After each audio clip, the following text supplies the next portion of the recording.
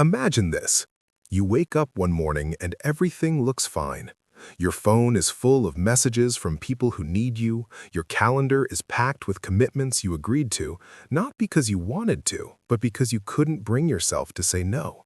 Your friends call you the dependable one, your colleagues praise your patience, your family relies on your warmth. By every external measure, you are the person everyone wants around. And yet, somewhere beneath all of that, beneath the polite smiles and the accommodating nods and the quiet swallowing of your own discomfort, something is rotting. You can't name it exactly. It feels like exhaustion, but it's deeper than sleep deprivation. It feels like loneliness, but you're surrounded by people. It feels like resentment, but you've spent years telling yourself you don't have any. You're too nice for that, after all. Here is the paradox that almost no one talks about. The kindest people are often the most quietly suffering people on the planet. The ones who never complain are frequently drowning in private.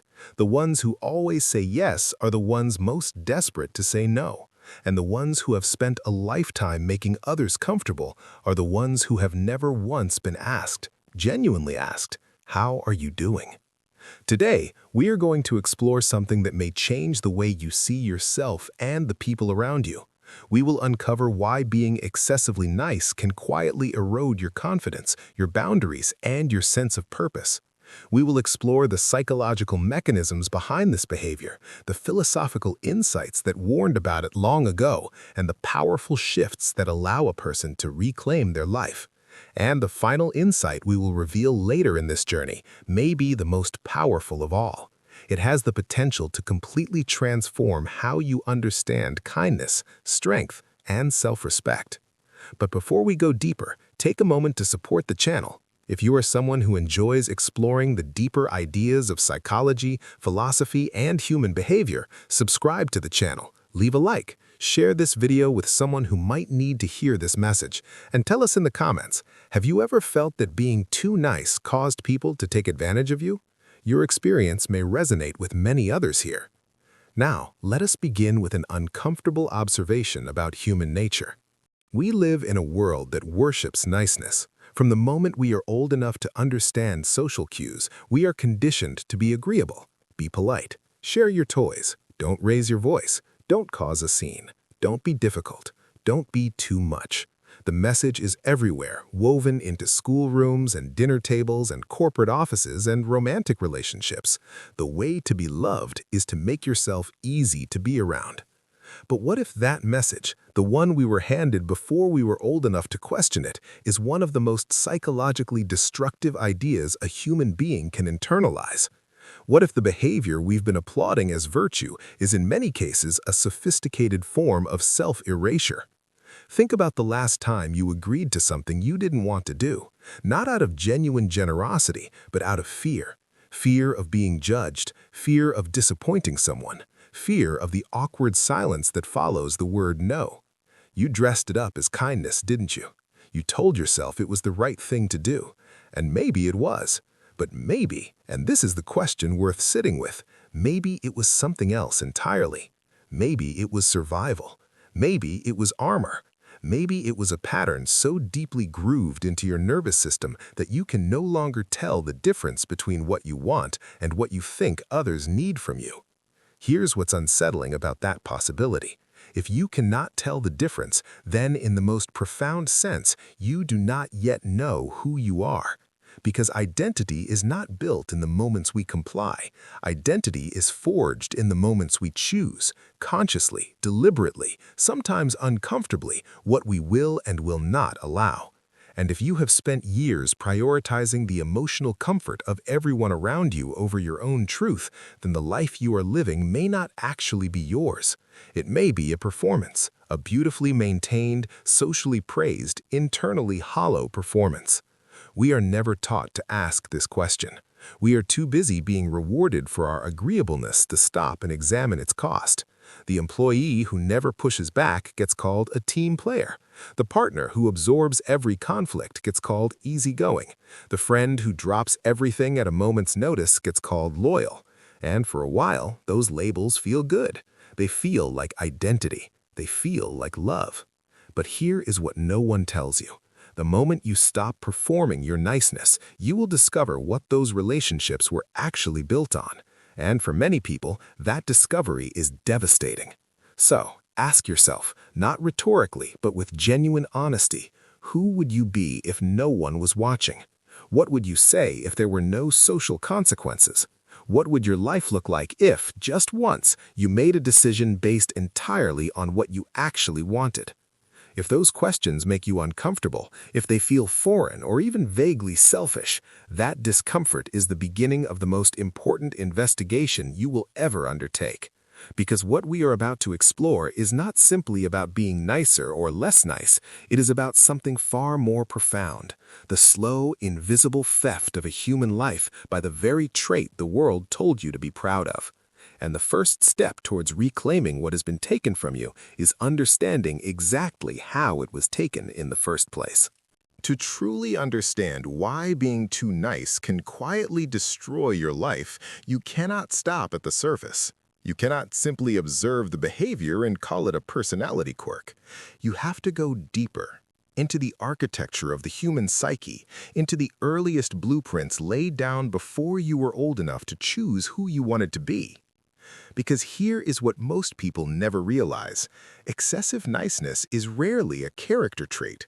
It is a survival strategy, and like all survival strategies, it was born in a moment of fear.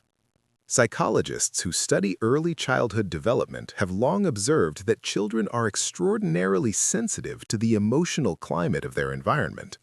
Long before a child can articulate what they feel, they are reading the room, absorbing the unspoken rules, the emotional temperatures, the invisible contracts that govern whether love is given freely or conditionally. And in many households, the contract is clear even if it is never spoken aloud. Keep the peace and you will be safe. Cause disruption and something will be taken from you. It might have been affection, it might have been approval, it might have been the simple, devastating withdrawal of a parent's warmth. Whatever form it took, the lesson landed with the full force of a child's most primal fear, the fear of abandonment. And so the adaptation began. Smile more, argue less, make yourself smaller, make yourself easier. Make yourself needed. Carl Jung, one of the most penetrating minds in the history of psychology, described what happens to the parts of ourselves we learn to suppress in order to remain acceptable. He called it the shadow, the repository of every impulse, desire, frustration, and truth that we have buried beneath the performance of our socially approved self. Jung was unambiguous about what happens when the shadow is ignored. It does not dissolve. It does not quietly accept its exile. It festers. It accumulates pressure, and eventually it finds expression. In chronic anxiety, in sudden emotional outbursts that seem disproportionate, in the quiet, creeping sense that the life you are living is somehow not entirely your own. Every time a chronically nice person swallows their real opinion to preserve harmony, that opinion does not disappear, it descends into the shadow. Every time they smile through pain to protect someone else's comfort, that pain does not evaporate, it sediments, layer upon layer, year upon year, until the weight of all that suppressed truth becomes a kind of invisible exhaustion that no amount of sleep can cure.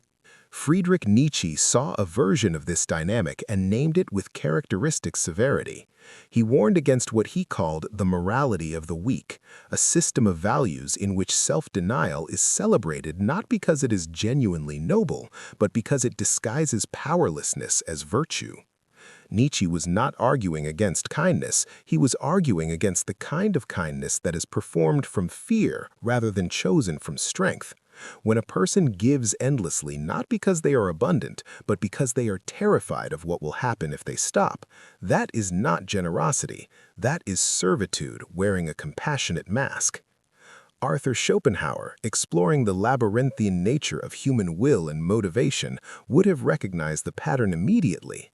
He understood that human beings are remarkably skilled at constructing noble narratives around behaviors that are, at their root, driven by anxiety.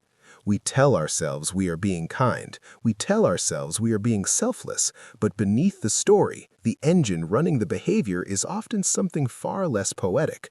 The desperate need to control how others perceive us, to manage their emotions so that we remain safe from their disappointment, their anger, their withdrawal. Jean-Paul Sartre would have described this as a form of bad faith, the act of denying one's own freedom by pretending that one has no choice. Every time you say yes when you mean no and tell yourself, I had no choice, that's just who I am, you are practicing bad faith. You are surrendering authorship of your own life and calling it virtue. And here is where the psychological damage becomes deeply personal. Nathaniel Branden, who dedicated his career to understanding self-esteem at its most fundamental level, made an observation that cuts to the heart of this issue. Self-respect does not grow from what others think of you. It grows from how faithfully you honor your own values, your own perceptions, your own truth. Every single time you violate your own inner knowing to keep someone else comfortable, you send your psyche a message, and that message is devastating in its simplicity. Your truth matters less. Repeat that message enough times, across enough years, across enough relationships, across enough silences where your real voice should have been, and the cumulative effect is not just low self-esteem, it is something closer to a slow disappearance, a gradual fading of the self, so subtle that most people don't notice it happening until they wake up one day, surrounded by people who need them, and realize with quiet horror that they have absolutely no idea who they are when no one is watching. This is the hidden root of the problem. Not weakness, not stupidity, not some fundamental flaw in character, but a survival strategy, learned young, reinforced constantly, and so deeply embedded that it masquerades as identity itself. And what makes it truly dangerous is what it sets in motion. Consequences so silent, so gradual, so expertly hidden beneath the appearance of a good life that most people never connect the cause to the effect. That is exactly where we are going next. There is a particular kind of suffering that has no dramatic origin story, no single catastrophic moment you can point to, no villain you can name, no obvious wound you can show anyone. It accumulates in the quiet spaces, in every dinner you attended when you needed rest, in every opinion you swallowed to avoid an argument, in every boundary you dissolved because the discomfort of holding it felt worse than the cost of surrendering it. It builds so gradually, so imperceptibly, that by the time you feel its full weight, you have completely forgotten how it started. This is the nature of the consequences of chronic niceness. They do not arrive loudly. They arrive the way water erodes stone, invisibly, patiently, and with absolute thoroughness. The first consequence is one that almost no one anticipates because it runs so completely counter to everything we are told niceness will produce. You expect that by making yourself endlessly available, endlessly agreeable, endlessly accommodating, you will earn deeper love and stronger loyalty. What you actually earn in most cases is expectation, not gratitude. Expectation, because human behavior at its neurological core is adaptive. The brain is a pattern recognition machine, and the people in your life are no exception. When someone learns through repeated experience that your limits are flexible, that your discomfort is negotiable, that your silence can be relied upon, their nervous system simply files that information away and adjusts accordingly. They are not being malicious, they are being human. And the pattern they have learned is this: you will always come through, regardless of the cost to yourself. And so the asks get slightly larger, the assumptions get slightly bolder, the appreciation gets slightly thinner. Not because the people in your life are cruel, but because you have trained them through hundreds of small surrenders to expect a version of you that has no needs of its own. Neuroscience offers a revealing lens here. The brain's reward circuitry is heavily governed by a principle called predictive coding. We experience pleasure and relief not simply from receiving good things, but from receiving things we have come to predict. When your availability becomes entirely predictable, it stops registering as a gift. It becomes the baseline, the invisible floor beneath every interaction. And you, the person who built that floor through years of self-sacrifice, become architecturally invisible, present everywhere, truly seen nowhere. This connects to a second consequence that operates even more insidiously: the slow collapse of authentic relationship. Because here is the bitter irony at the center of the chronically nice person's social life. You may be surrounded by people and still be profoundly alone. The relationships you have built are real, but they are built around a version of you that isn't entirely real. They are built around the accommodating self, the agreeable self, the self that never inconveniences anyone. And that means the people who love you, who genuinely love you, are loving a carefully managed performance, not you. A curated, conflict-free, needs-free approximation of you. Neuroscience studying attachment patterns have noted that one of the deepest human needs is not just to be liked, but to be known, to be seen in your fullness, including your frustrations, your contradictions, your desires, your limits, and accepted anyway.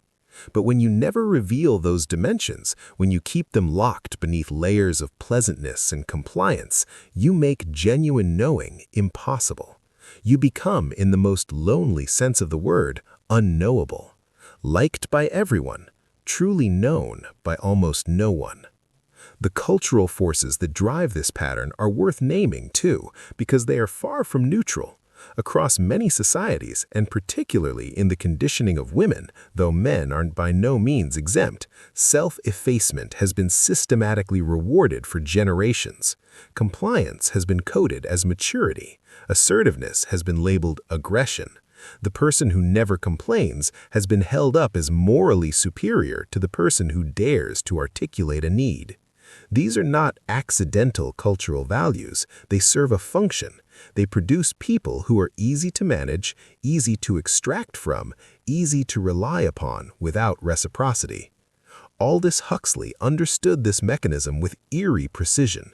In his explorations of social conditioning, he recognized that the most effective form of control is never the kind imposed by force. It is the kind that is internalized so completely that the controlled person enforces it upon themselves and calls it virtue. When you police your own assertiveness, when you silence your own needs, when you punish yourself with guilt for the mere act of wanting something, you are not being virtuous. You are doing the work of a conditioning system that was never designed with your flourishing in mind.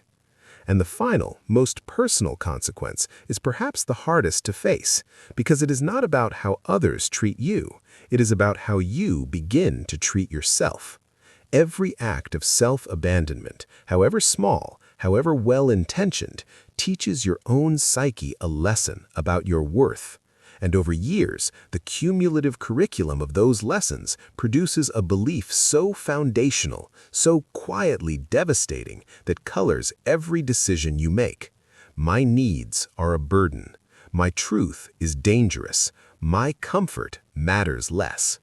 You were not born believing that. You learned it, which means, and this is the first fragile light at the end of a very long tunnel, it can be unlearned. But unlearning it requires something most people have never been given permission to do. It requires a rebellion. Every revolution begins with a single, almost unremarkable moment of refusal. Not a grand declaration, not a dramatic confrontation. Just one quiet, trembling instant in which a person looks at the pattern that has governed their entire life, the smiling, the shrinking, the endless accommodating, and thinks, with a clarity that feels both terrifying and liberating, I will not do this anymore. That moment is available to you. But to reach it, you first have to dismantle a lie you have been living inside for so long that it feels like the truth. The lie is this: that your worth is measured by your usefulness to others, that love is something you earn through compliance, that the safest version of yourself is the smallest version of yourself. The rebellion we are talking about is not the kind that burns things down. It is not about becoming cold or selfish or indifferent to the needs of others. In fact, the people who mistake necessary self-assertion for cruelty have fundamentally misunderstood what is being asked of them. This rebellion is quieter and far more radical than anything driven by anger. It is the rebellion of becoming real. The psychologist Henry Cloud, in his deeply researched work on boundaries, made a distinction that reframes everything. He argued that a boundary is not a wall erected to keep people out. It is a line that defines where your responsibility ends and another person's responsibility begins. Read that again, because it dismantles one of the core beliefs of the chronically nice person, the belief that you are responsible for everyone's emotional state. You are not. You never were. And the relationships built on the illusion that you are have not been relationships of equals. They have been relationships of quiet dependency, maintained by your willingness to carry weight that was never yours to carry. When you begin to draw those lines, gently, honestly, but firmly, something remarkable and initially uncomfortable happens. Some people will not like it. Some will push back. Some will react with the surprise and frustration of someone who has just discovered that the vending machine they relied upon has been permanently unplugged. And here is what you must understand about that reaction. It is information, not condemnation. It tells you with precise clarity what those relationships were actually built upon. Not your character, not your depth, not your irreplaceable humanity, your compliance. This is the counterintuitive truth that history's most self-possessed individuals understood intuitively. The Stoic philosophers of ancient Rome and Greece built entire philosophical frameworks around a single radical premise. You cannot control what the world demands of you, but you have absolute sovereignty over how you respond. Marcus Aurelius, governing an empire while practicing relentless inner discipline, wrote not about how to please others, but about how to remain anchored in his own values when every external force demanded otherwise. His inner life was not shaped by the approval of his court. It was shaped by the quiet, daily practice of choosing integrity over convenience. That same principle applies to the far smaller empire of your daily life. Every time you pause before automatically saying yes, every time you ask yourself, do I genuinely want this, or am I just afraid of the consequence of saying no? You are practicing a form of Stoic sovereignty. You are inserting consciousness into a space that was previously governed entirely by reflex. And the shift that follows is not immediate. Let no one mislead you about that. The guilt will come. It will arrive punctually and with great conviction, dressed in the language of your oldest fears. You are being selfish. You are letting people down. You are not who you used to be. But here is what the psychology of behavioral change reveals with striking consistency. Guilt is not always the voice of conscience. Sometimes, particularly in people who have spent years overgiving, guilt is simply the alarm system of a pattern being interrupted. It is the psyche's protest against change, not its verdict on your character. Feel the guilt, acknowledge it, and then do the new thing anyway. Because on the other side of that discomfort is something you may have forgotten exists, the experience of making a decision that is entirely, unapologetically yours. Of helping someone because you genuinely chose to, not because you were afraid of what they would think if you didn't. Of speaking an honest opinion into a room and remaining standing afterward. These experiences, small as they may seem, are the building blocks of something that no amount of external validation can construct. A self that you actually recognize. A self that when you are alone and quiet and the performance has ended for the day, still feels solid and real and worth inhabiting. Viktor Frankl, who found meaning in the most dehumanizing conditions imaginable, observed that the last of human freedoms is the freedom to choose one's own response. Not the freedom from difficulty, not the freedom from others' expectations, but the irreducible, unconfiscatable freedom to decide, moment by moment, who you are in relationship to whatever life is asking of you. That freedom has always been yours. You simply forgot to claim it. And once you do, once you begin living from that place of conscious choice rather than conditioned compliance, you will find yourself standing at the threshold of the most powerful realization of this entire journey. A realization that does not simply change how you behave, it changes how you understand the entire architecture of a meaningful life. There comes a moment, and if you have been paying attention, you may already feel it stirring, when everything you thought you understood about kindness, about love, about what it means to be a good person, quietly rearranges itself into something unrecognizable. It is not a loud moment. It does not arrive with fanfare or revelation.